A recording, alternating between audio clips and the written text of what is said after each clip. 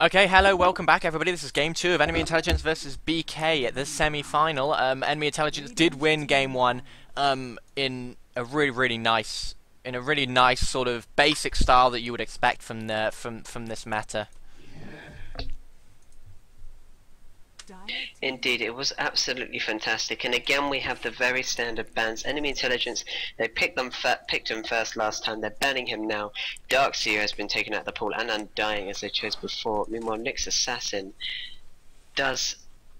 is also banned by BK. Is someone who's not been. We are currently offline. We're streaming. Will be back on in just a minute as we're just picking through. Yeah, the streaming will be. This should be streaming. It'll just be the delay server will be the reason why not, and they will keep me updated on that. So yeah, we did see really nice play by Enemy Intel in that last game, and the Templar Assassin was really one of the deciders. Well, yeah, Templar Assassin nearly won that by themselves. Won that for Enemy Intelligence, and my goodness, Batrider has slipped. And Magnus. And Magnus has slipped through. This is going to be a battle of the really ridiculous mids. And considering that Magnus is most likely to be in mid, Batrider is almost a given that he's in mid. We're going to see a Magnus versus Batrider battle. Two heroes that are very much feared for their ability, and I just can't wait to see exactly who wins this. Yeah, we're going to see a game of contrasting styles as Enemy Intelligence really look for those ganks, and BK really look for those big team fights with the Magnus, and it's going to be interesting to see this mid battle. Actually, I've never actually seen a Batrider versus a Magnus in mid, because they're normally both banned out almost instantaneously, but both teams deciding to ban out the strongest supports instead, and yeah, interesting decision. It is indeed. I'm a little bit worried as what's going to happen now. Enemy Intelligence might well be thrown by this.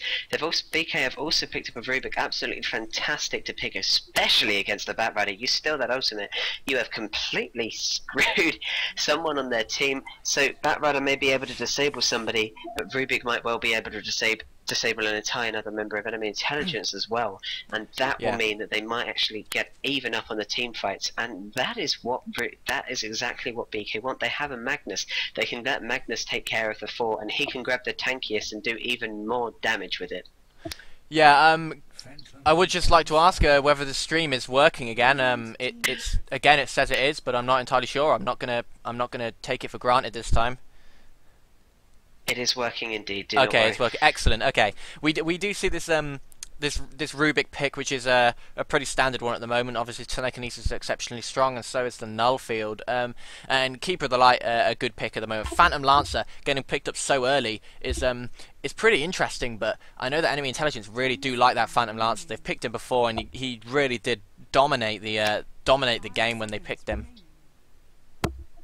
Well, he just has that ability to farm and farm and farm, and it's so hard to go against. I'm interested to see exactly what are BK going to do. How are they going to try and counter this? They know that Phantom Lancer is deadly. They've seen him in this tournament before. They've seen what he can do, and every single game, well, he's a game changer. He wins a game for the Enemy Intelligence. So they know how good they are. The case is here. What are they going to do with it? Yeah, they really need to think about this a little bit more than they did in that last game, because that Templar Assassin really did run over the Axe pretty heavily. They picked him up just for a pure counter, but it really just didn't work out for them. Hopefully this game they will be picking up the Bounty Hunter, so there's one of the things that they can use against this Phantom Lancer. If they can get that track off very quickly, Phantom Lancer is going to die, because he's not particularly strong until he gets his Heart of Tarrasque and his Vanguard. So Bounty Hunter, a nice pick, obviously one of the strongest offlane heroes in the game right now, and that makes a hell of a lot of sense. It does indeed. I'm a little bit wondering. I'm hoping beyond hope.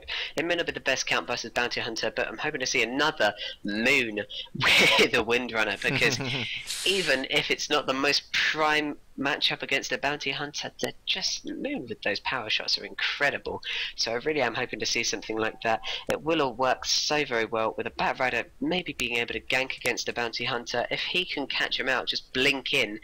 And then Tiny is about blink in and ultimate at E, then that Bounty Hunter will be completely stuck, not being the most strong in terms of health for an offlaner. But we have Sven and Tiny Band. Sven, you know, an obvious band, is a very, very strong carry. Absolutely one to not dance. And BK, no. Enemy Intelligence are dangerous with that Windrunner, so they've banned him, and they've banned Clinks too, really getting rid of the fantastic offlaners. There's not that many left that they can go with. Maybe they're going to go for a lone druid. It's completely unsure. Well, completely unsure. They have actually picked up the next support. Sorry, Jamie, you do go on. Well, I was going to say that Tiny Band does make quite a lot of sense, because Phantom Lancer, Tiny is very good against Phantom Lancer, especially once he gets his Scepter. He destroys his illusions in one shot, and his Avalanche is obviously very good against Phantom Lancer's illusions, being able to tell exactly which one he is, just from a big stun. So that makes a lot of sense. And a Lion being picked up, and then an immediate counter to the Lion, the Anti-Mage, and the first time we're going to see an Anti-Mage being picked in this tournament. And he is a carry that's really dropped off recently. No one likes him very much anymore, but BK are going to rely on him. He's very good against Keeper of the Light, and he's very good against Lion, and this is going to be a pretty insane match. That and Batrider is an intelligence hero. Is again somebody who's very much mana dependent. If Anti-Mage can catch him out, start draining his mana with that ridiculous mana drain, I feel for Enemy Intelligence. That's a carry that completely counters 3 out of 5 of their team so far. So Enemy Intelligence are really going to have to pick that. They've got their last pick. It's going to be the offlane hero. What are they going to go for? Because that's another intelligence hero banned. I'm wondering, are they going to pick a lone druid? I can't imagine many others. They don't want someone like a Weaver versus a bounty hunter. So what offlanes are left? Well, they still do have like options of Mirana if they wanted to get it just for that split push. We've seen Mirana being used quite a lot in the European scene, and she's a really good split pushing hero, and she can semi carry and maybe carry if you really need her to as well. So going back to the Anti-Mage versus Batrider battle, I don't think it's quite as bad as you were stating for the Batrider, because he does have that insane lasso, and even though he is an intelligence hero, he does normally get a Vanguard, so he is going to have that block against Anti-Mage's pure damage. They are going to go with the lone druid, as you said, but I would still look for that Batrider versus Anti-Mage. It's going to be interesting, because Batrider, if he gets a blink dagger early, he could counter the Anti-Mage, blinking in and then grabbing him with the lasso before Anti-Mage can do anything. Indeed, yeah, I think you're right there. It does seem to be a bit of a case of blink versus blink. Who's going to be able to get in and surprise the other? Yeah. And even if Anti-Mage does manage to, there's that ultimate. Anti-Mage is going to have to make sure that Batrider does not catch him out with that ultimate, because no matter how many blinks you have, that ultimate is unavoidable, and it almost guarantees a kill on you, especially with an agility carry. Yeah, and Lone Druid, really good against Bounty Hunter. This is going to be a really interesting off lane to keep an eye on, especially if they do manage to get Lone Druid versus Bounty Hunter there, because you have to feel that Bounty Hunter might have a little bit of a struggle. That bear is so tanky, even at level 1, that Bounty Hunter's going to have a big trouble killing it. Indeed, and Entangling Roots could completely disable him, considering how quickly it is both heroes will level on the offlane. If Lone Druid is against Anti-Mage and Rubik, I imagine, of course, Druid can well back and let the bear take it for him. He doesn't have to die. But if they can get Lone Druid versus Bounty Hunter, it's going to be a real nightmare there for BK, because Lone Druid is ridiculous, and Bounty Hunter will have to make sure that to deny everything, because a farmed Lone Druid can mean the end of the game. Is so popular in the Chinese meta. Yeah, he is really becoming a more popular hero with every coming week. Really, he's one of the hardest offlane carries in the game. So, and he's obviously extremely survivable on that offlane. And he's a complete tank as soon as he gets his spirit form. So, a nice pickup by Enemy Intelligence. They know that they knew which way they wanted to go, and they've gone for it. But this Leshrac last pick again. It looks okay, but you have to feel that maybe Leshrac is a little bit too weak to the line and the Phantom Lancer, especially if they come up the lane. They have so much nuke that they could probably kill this Leshrac if they catch him out. I'm going to be running through the Radiant. Sorry about that. And then we'll be going over to the Dire, where Vague will be handling them. So Mastercaster will be taking up the Rubik. We're going to see Ha on the Bounty Hunter, going to the offlane as he normally does. Fractal will be taking Magnus in mid. Uncle Fester will be on the Farmer, the Anti-Mage, picking up his Blink first, as you would expect. And 3L will be playing his Rubik. Meanwhile, we have Huntrash on Lion. We have Puha on the Phantom Lancer. We have Vitan Supaska. They've all changed their names around now, as Keeper of the Light, INF as Batrider, and finally we have Moon as Lone Druid on the offlane. Yep, so they've managed to get this offlane v offlane, and now they know about it because the bear has come across the bounty hunter, and that's pretty standard. It will be another tri-lane v tri-lane, so it's going to be interesting to see how that works out.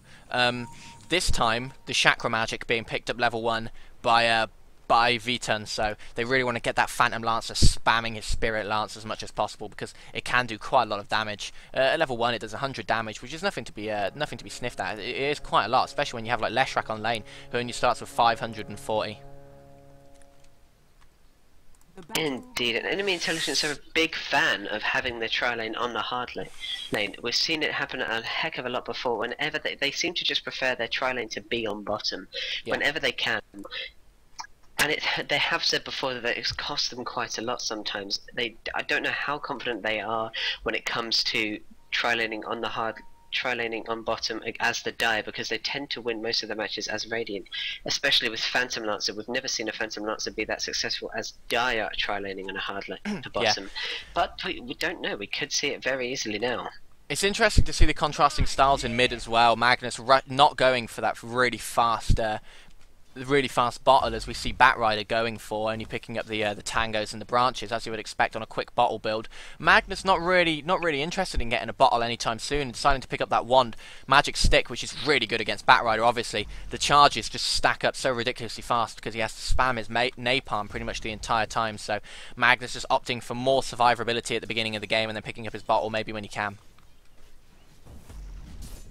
Indeed, and that's actually a brilliant play there by Magnus, because it allows him to quickly counter any damage that's coming his way by those massive magic stick stacks, and it's going to turn into a magic wand. He's going to be able to shake off the damage that Batrider is doing. The question is exactly how much of that damage is he going to be able to shake off, considering sticking napalm is a big old spam. It's every 3 seconds almost, considering how often you have to stack it. So INF is really going to have to look for just taking his health down as much as possible, making the most out of that sticky napalm. Meanwhile, at bottom we have Leshrac has been brought down to such low health, but actually managed to make himself survive, split earthing to both Lion and Puha, and just managing to keep away. It looks like it's going to be a bit of a nightmare tri-lane, with lots of action going between the two, as they just have to keep harassing. Yeah, and we were talking about the problem with the Leshrac on this tri-lane. He's going to get nuked down so heavily because they really do have a hell of a lot of nukes, and that Chakra Magic just keep getting popped on Puha, and he will just continue to spam the Spirit Lance on the Leshrac as much as he possibly can, especially with this Illuminate coming through the trees. He's picked up Illuminate now at level 2, so I can expect that to start be used as well. This is going to be a really interesting tri-lane, but I really do feel that Intel have the advantage here. It does seem like a bit of a better pick in favour of Intel. We have Bounty Hunter coming into mid. He's not been spotted yet, but it doesn't look like what seemed like he could be going to gank mid. He's just going straight up. And just seemingly they have put Magnus on the offlane now for Bounty Hunter to go mid. That is a bit of a strange pair up, but then they didn't want Bounty Hunter versus Lone Druid. And you can see why that skewer now being able to reach the Lone Druid not nearly having half as much health, means that he has a very good chance of actually being able to keep the Lone Druid far away. Yeah, it was a nice play by BK, switching it up when they well, I don't know what happened then, when they know that they needed to. Not as equipped to actually handle this Batrider. I mean, if Batrider can fly over the top of him with this Firefly, he could quite easily kill him if he can get 3 or 4 stacks of sticky napalm on him. Even with the invisibility, the Batrider just needs to keep flying around, and just he could get him pretty easily. It doesn't seem like the best counter to mid. I think it was a focus a lot more on the offlane. Not being able to manage it. If we look at the last hits and denies, we have Lone Druid at 15, while Bounty Hunter only had 3. Something you really do not want. But I cannot imagine this going any better for him. He's got 6 stacks of sticky napalm. That is not 7 now. INF completely dominating. This looks like it might not have been the best choice by BK, but it is a focus on trying to get Bounty Hunter a little more and making the offlane a little bit more difficult for Lone Druid.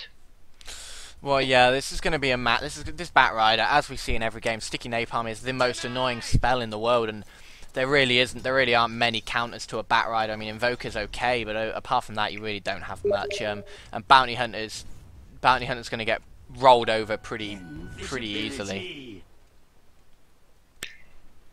You do have to question sometimes when a bounty hunter takes an invisibility rune for control, I guess. It is a good option. He's not going to be able to do much with it though, because Batrider just has so much more health than him, and the second he starts doing anything, sticky napalm, he's not going to be able to keep up. This is a time where BK is just going to have to try and get some creep score, because he can get nothing else in this lane. I'd really be surprised if Haha actually went for any sort of creep score whatsoever, because he's looked at Batrider, he's probably checked out his inventory, and as you can see, he does have 2 dusts already on him, so he was really aware for that bounty hunter change, and he's already bought his dusts. So if this bounty hunter tries anything, he's going to kill him. And now going down to bottom, bounty hunter actually level 5, hanging around, waiting for a push to come out of BK, and then maybe going for the kill. He has the Shadow Walk. There it is. There's the Janada, and they're going to catch Lion out, and Lion's going to die so ridiculously fast. There's nothing anybody else can do about it. This is the problem with only having one disable on the entire lane. That as soon as they disable your disabler, he dies, and there's absolutely nothing you can do about it. So nice play by BK to get that kill, and that's going to help out Bounty Hunter a little bit, because he really did need to get the first blood. Indeed, BK's trial is just a lot more disable heavy, and it's going to cost Enemy Intelligence a reasonable amount. It's going to be extremely difficult for them to try and counter it. They've got actually a massive harass already on the Leshrac though. The Illuminate might hit. It does 13 health for Leshrac, and a popping of a healing salve means it's going to be okay, but look how much harass can do. As JD said earlier, the Spirit Lance just keeping on spamming that constantly, while Illuminate just managed to hit through the trees. It's something that Leshrac is going to have to watch for, Anti-Mage is going to have to watch for. He's not got any points to Spell Shield yet, amazingly, so he's really going to have to try his hardest to just make sure that Illuminate is nowhere to be found. Yeah, there is a little bit of an odd choice, especially since they do have a Keeper of the Light on the lane, but they obviously just don't fear it very much, which surprises me. But Hontrash has now got back to the lane, so he's just hanging around. He has 1 Observer Ward, so he'll probably pop that up. But now we can see again, as soon as Bounty Hunter knew that they were all back in lane, here he comes. Are they going to spot him this time? They have the Observer Ward up. He's actually invisible. Yeah, they did spot him. Okay. Yeah, again, nice warding by Intel. They actually spotted him. They had the Observer here and here that managed to spot him out. So nice play by them. Sorry about that, JD. One thing I am going to have to mention is the last hits did a nice. Enemy Intelligence are having an absolute control over all the farm. Actually, it looks like they are BK are completely being confused by this Phantom Lancer illusion. They went for the classic trick of just trolling them, and it might just get them a little bit wound up. It's great their play by Enemy Intelligence, getting into the cycle a little bit, making them wonder what is going on. But the farm difference is just huge. If we look at Batrider 48, he's completely free farming down here. We have BK porting back in, but he's only got 7 lost hits himself. Batrider obviously dominating, while Lone Druid at 42 last hits and 8 denies. What can you do against this? Phantom Lancer winning the tri-lane just slightly in terms of farm at 28-1 compared to Anti-Mage's 24-1. But with Enemy Intelligence this far on the top, at bottom they have the harass going crazy. Leshrac might actually manage to get a kill on Puha with Uncle Fester, but they can't manage it. It's just a slight case of the pure damage winning over disables at bottom, and that is the problem. They're going to have to BK are going to have to start compensating kills in exchange for the loss of farm here. Yeah, BK are not having a very nice time down on this lane as we were expecting. It's a little bit of a problem for them. The amount of nuke that can come out is obviously always going to be a massive worry. And this Batrider, as we said, you're still just farming. He's sitting at 1300 gold now. He's going to have his Blink Dagger in a minute or two, and then BK really have to watch out, because if a Batrider just blinks out of nowhere, you can just die, and he might jump over the top to try and kill Bounty Hunter. He has the dust. He might pop it any second. There it is, and he uses the lasso, and he's going to kill BK. Ha is going to die to the Batrider. So Batrider gets a kill, and is even closer to his Blink Dagger now. Really nice play by him. He had the dust the entire time. Looking down at bottom, Mastercaster has been turned into a frog. It looks like he's going to fall as well. One more right click should do it. No, he gets away on 15 HP, but they managed to pick up the Anti-Mage instead, which is a much better thing for them. The Anti-Mage probably should have just got out of there and let the Rubik die.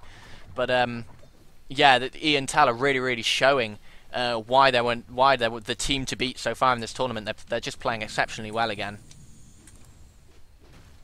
Well, it's just so much damage. I don't think that the Disables are actually managing to keep up with it. We have Leshrac Split Earth being the best chance, but it is a hard stun to land. It has a good delay on it, and the second anybody watches that animation, they know to move the heck out of the way, especially if they're clumped up together. I mean, the Split Earth often misses. I'm not going to mention the misclick, pretty horrible misclick actually from V-Turn on the Keeper of the Light. Actually, I am going to mention it. Why not? He actually used the Chakra Magic on a creep instead of on any of the heroes, and to make it worse, he used it on a melee creep. So one without any mana. But it happens. It happens. Well. All their MP is back now, so it's okay. It's not the end of the world. We can actually see Ha rotating top. He actually wants to try and get a kill on this Lone Druid. I don't think Lone Druid has any idea. Here it comes to track any second. No, they actually decide not to. They didn't go for it. The Lone Druid was positioned really well, and he managed to just walk away. There was no way they could get him, and now Batrider's going to start pushing out this mid lane because he knows that Bounty Hunter's at top. He would have got the call, and he's got his Blink Dagger. So a 10-minute Blink Dagger for this Batrider, and this is going to be a massive, massive worry for BK.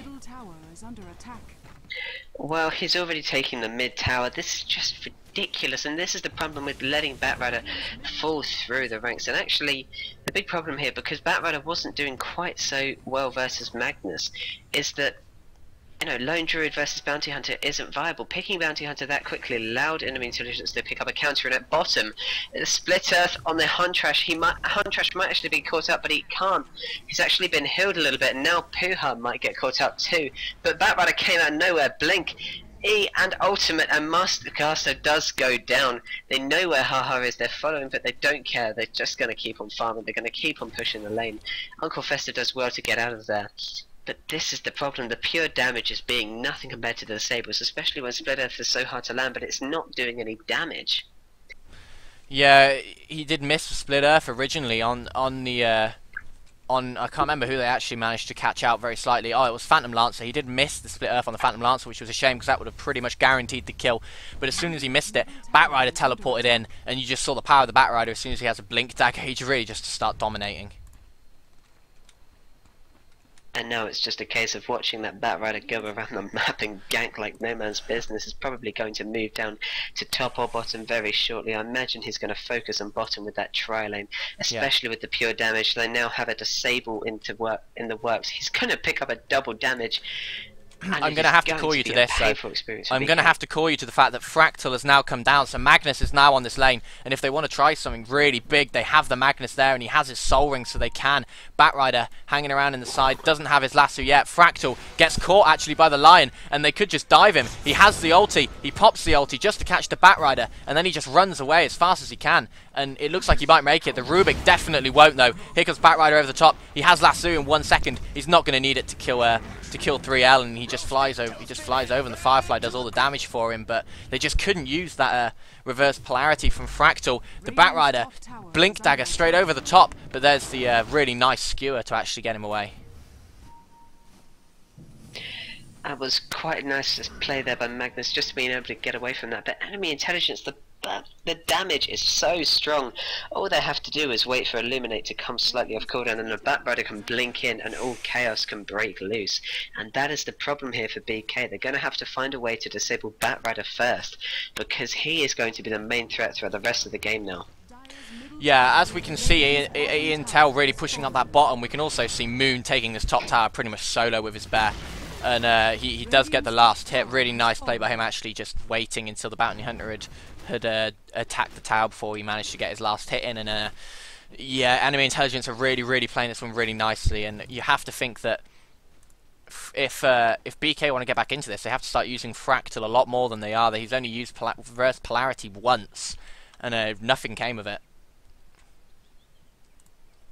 Indeed, it wasn't the best ulti, only using it on one when the teamfight potential is huge. We have to look for him to get a bit Blink Dagger as well. He actually has got no boots first, so it's still going to be a while. Looking mid, Uncle Fester gets caught out by the Batrider. He actually blinks behind him. One right click, it looks like they might actually get him. No, he does have a blink, but so does the Batrider, and Batrider picks him up. Really nice blink by Batrider to to go exactly where the anti-mage had gone, and they managed to get another kill. And really nice play by Enemy Intel. They're playing this one so fantastically well. This Batrider is really proving why he's first banned material in the current meta. Like, there's just no way they can deal with him.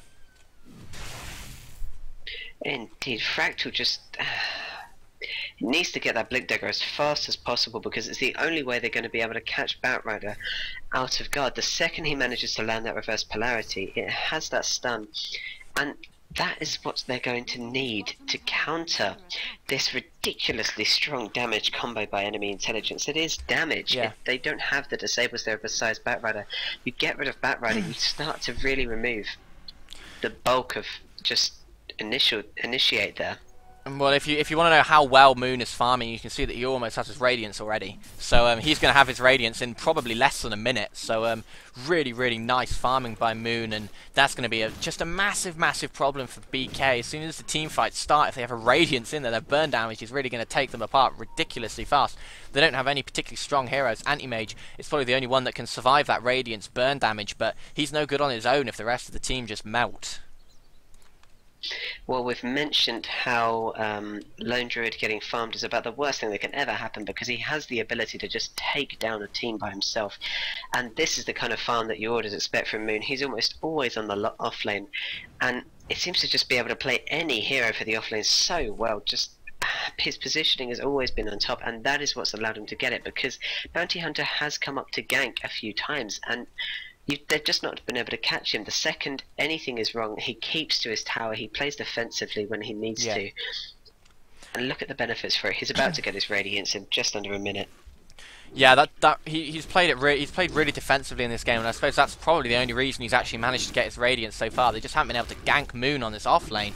Even with the Bounty Hunter, there's absolutely nothing they can do about it. They're looking at mid, but there's no one in mid, so they're not going to be getting anything there. Ha ha ha, just patrolling the forest. He knows where the Batrider is, and the Batrider burn damage does do an incredible amount to him. I mean, it's taken off like a fifth of his HP just from ha ha walking through it. And look at Fractal manages to catch out this Keeper of the Light, but he doesn't use a reverse polarity, and they all just back off as soon as he gets onto the high ground. They really don't want to risk a fight. Batrider now blinking in, manages to get the ultimate on the Magnus, and that's not what they wanted. They want the Magnus using that ulti, and Magnus is going to die before he gets the chance. Yes, he will die before he gets the chance. Very, very, very slightly slow on the ultimate, and they managed to pick him off.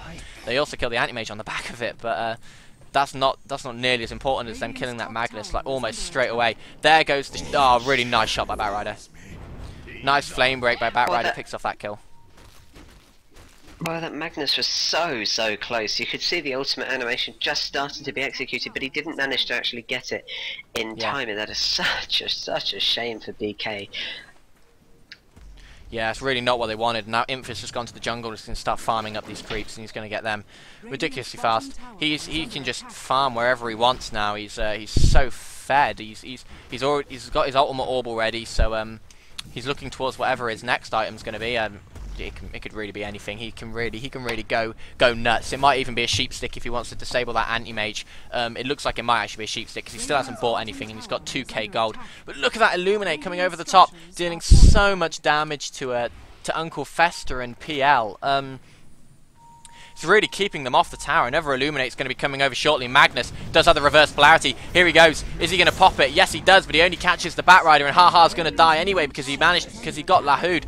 Uncle Fester had to back off, and such a ridiculous amount of damage, and BK have called it already, so Enemy Intelligence are going to be taking this match 2-0. They've said they got stomped, but it was really this Batrider that did it all for them. They didn't even need the Lone Druid in the entire game. He's sitting at 0-0-0. He has his Radiance, and there goes BK, and they've said good luck in the final. Imber Battle.net will be playing against the Intel in the final, and that's gonna be a fantastic game. I mean, my god, look how successful Enemy Intelligence have been here. All three of their carriers are fed to all goodness. But Phantom Knots are having 2.4 in the bank, and he's got a level 2 Diffusal Blade. Each of them have been absolutely fantastic, while if we look at BK's Anti-Mage, he was only able to form the Perseverance of his of his battlefield, which he was trying to rush for. It's just complete domination, and it's all down to this Batrider. He just, well, actually, we have to say Batrider and Lone Druid, because Lone Druid had made Bounty Hunter and Magnus swap over, and Bounty Hunter has no ability against Batrider compared to Magnus ability, meaning that Batrider is able to get fed. Lone Druid is able to just feed himself through clever defensive play, and look at the effect. Yeah. 2 to 15. Yeah, they both did play exceptionally well. Moon just got so farmed on the off lane. If you can have a look, he had a Radiance up on the bear, and he had 3k gold in the bank as well. So 507 gold a minute without a single kill. That's pretty exceptional. But the Batrider really did rule the game from middle, as you would expect. The mid hero normally does go on to rule the game, but they just couldn't get the Magnus into it fast enough, BK. And they really did pay for that. This Batrider sitting at 605, while Magnus 020. Absolutely insane. Absolutely insane game. I cannot believe how well this has been played. But now we have the final, and there we go. Once the final is done, that is it. We decide who goes against a professional team in Fuse for the most kind of chance to prove they are indeed a professional team. And we have seen professional level play constantly throughout this tournament, but especially from teams like Enemy Intelligence and like in the Battle.net, and to see these two go against each other is going to be phenomenal. Yeah, I'm excited already. This is going to be an exceptional first final, and